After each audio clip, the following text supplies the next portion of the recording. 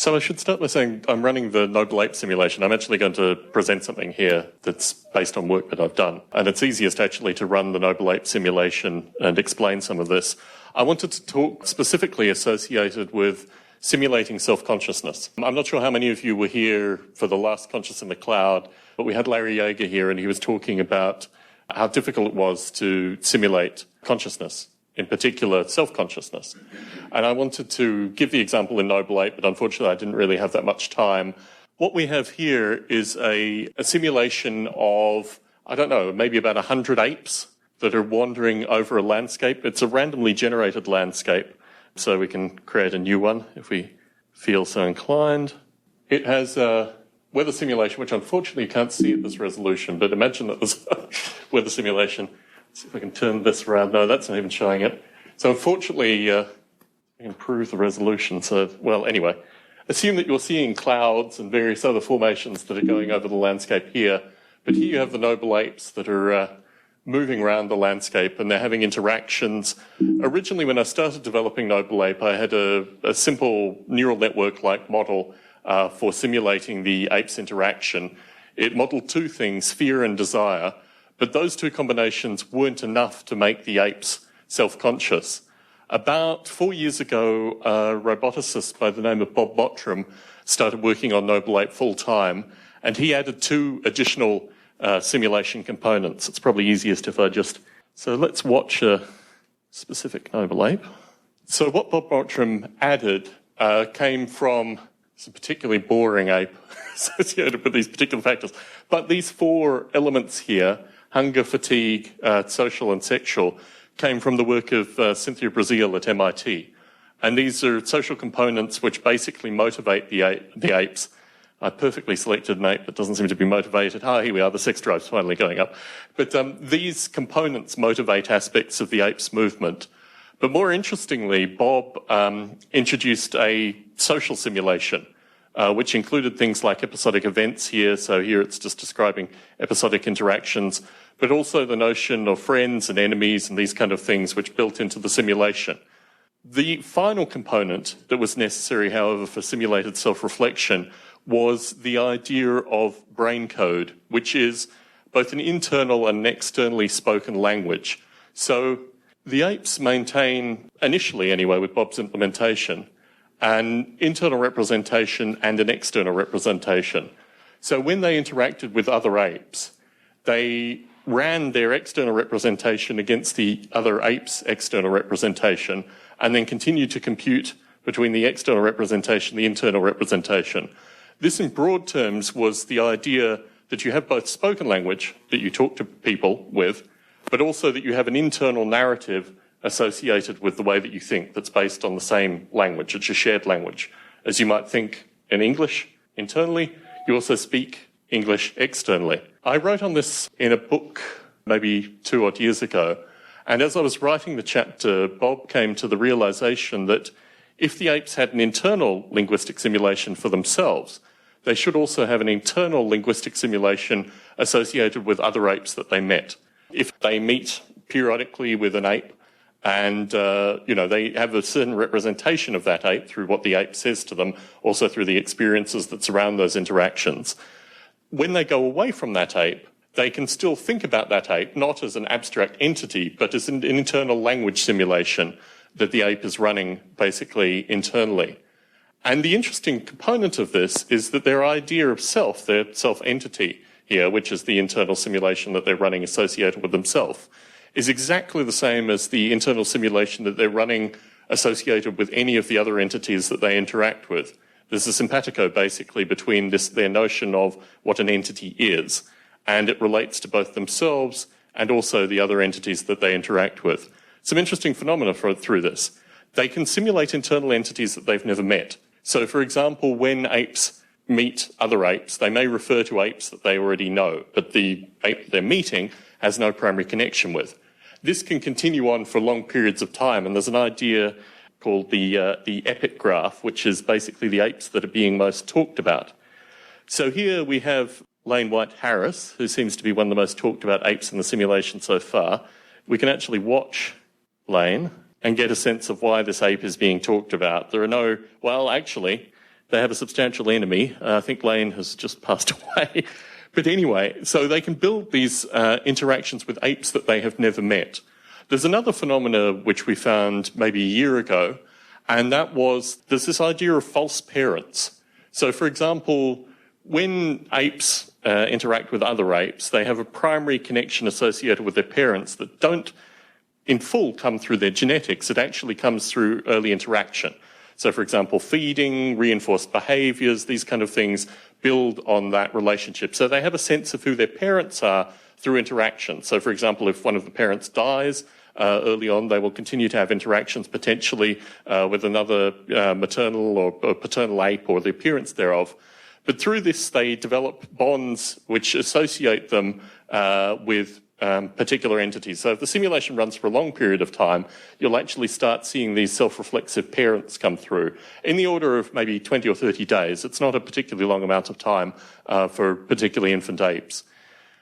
What happens through this process on occasion is that within the language communication, there is a relationship that develops too. And within the relationship, there can be a mutation associated with that.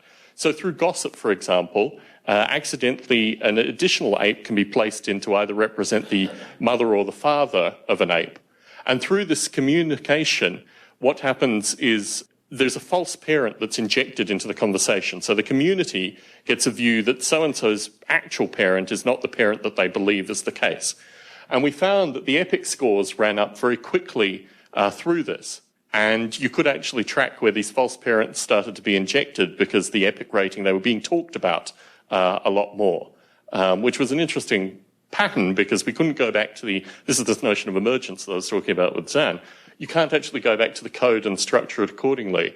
When I met with Chris Adami at Michigan State University, he started to describe in information theory terms what were actually needed to kind of quantify this for academic research. But it was certainly an interesting pattern that we saw emerging just through the properties of language, basic mutation, these kind of things.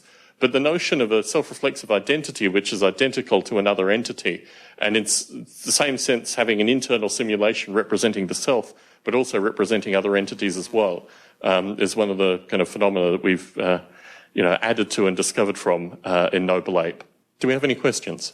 Very basic question. So I was listening in one channel and watching in the other, and they were not connected very much. So could you explain the visualization? Certainly. Let's pause this. So what you have here, I'm seeing the weather over the top. For some reason, it's not being displayed. So let me remove the weather. So these are individual apes in the simulation. As you see, as I click them, they're identified. Those being red dots. Being the red dots, yes. And each of these entities has a physical form associated with them, genetics, these kind of things, various health statistics that are displayed here, heart rate, there's an internal metabolism simulation, these kind of things. They can get diseases, this kind of stuff. But they also have independent and interconnected cognitive simulations. The first of which is this raw sensor actuator, almost like an Yaeger simulation, which affects their basic movement. And it's generated on two competing formulae, one representing fear, i.e. a reactive fear, and the other representing desire, which is based on long-term goals.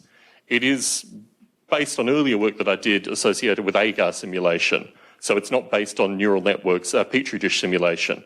So the way information is transferred in a Petri dish has some interesting mathematical properties, which I used in Noble Ape rather than a traditional neural network model. So Noble Ape has similarities with Larry Yaeger's Polyworld, but instead of using a neural network model, I used my older Yaeger simulation model to give a more interesting kind of visualization. But you also can see when it's a language in and of itself. You can see conditions of panic, various reactive conditions, fear, the cultivation of long-term desires, the interaction of various ideas through this. What it's representing is actually a cube, and it's representing the contours. But this is over, a long period of time. There are a number of ways that you can cut it. Hitting it so that the motion helps you see the three-dimensional. Exactly. But you can also see, so when it's running, you can actually see, interactions that are going on within it. The sensors are all along one side of the cube, and the actuators are actually positioned within the cube. But it's just a visualization tool. You can switch it off similarly. In addition, and which is one thing that I did turn off, you can see the brain code here only representing the external brain code, i.e. what it will speak when it interacts with another ape, which can adjust based on the ape that it's interacting with. And the internal brain code, which is the same language, it's what's describing its internal state for it specifically. In addition, there are currently potentially 6 other internal representations that it has for other apes that it interacts with. So it can maintain, unfortunately not currently, but in the near future, it will maintain, it has the potential to compress these.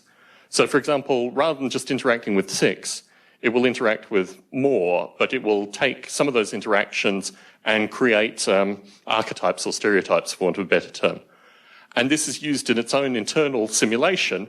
So as it approaches an older ape, perhaps it will, say, oh, this is a wise ape, or this is someone I can steal food from, or all these kind of things which are represented on a stereotype rather than an individual. So it's similar to, it's along the history of kind of Tierra, Core War. Basically, it's going to adapt, but basically bytecode. The additions the Noble Ape has that make it interesting is that because it has other cognitive simulations, other interactions, there are sensors and actuators that are actually in the brain code itself. Similarly, there is also hardwiring based on language. So rumors and these kind of things can actually program directly in certain cases. There are a variety of additional things other than your standard kind of Tierra or Vida style bytecode simulation. But this is very much a legacy artificial life means of modelling as well that I wanted to adapt in Noble Ape, but also add very specific elements to it. So in the rumour example, that's an easy mutation. But basically, when you have 2 apes communicating, they are literally executing the brain code of each other's external together. So it's almost like a singing conversation. Putting sound to this is something that I'm looking at as well. So you can actually get the nature of their communication. And I think the next step, I can output currently AIFF files of this. The next step is to put it in real time in stereo and actually hear them kind of communicate. My hope is by the A-Life conference next year, I'll have this in demo form associated with the real-time communication and then potentially also, people interacting with that accordingly.